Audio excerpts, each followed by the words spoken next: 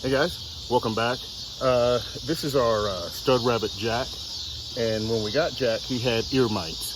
So every other day, we put a concoction of tea tree oil and olive oil in his ears, and this is a natural way to get rid of the ear mites. He doesn't really like it, although it feels good when you rub it on his ears. He does not like it when you pour it in his ears. So you kind of have to hold him. It's a two-man job, if you will.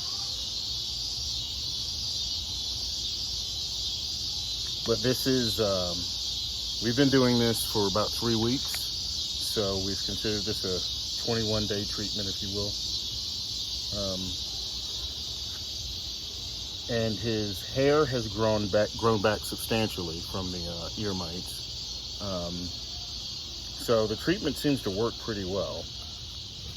It's just one of those things where you have to stick to it. But it does seem very effective. And at the moment, we really can't see any ear mites in his ears. Can you? Looks like a mosquito bite, I think that is. So it's done pretty well. And I know it probably feels pretty good to him to get this kind of treatment. So Jack's been a stud lately, so we want to make sure we treat him well.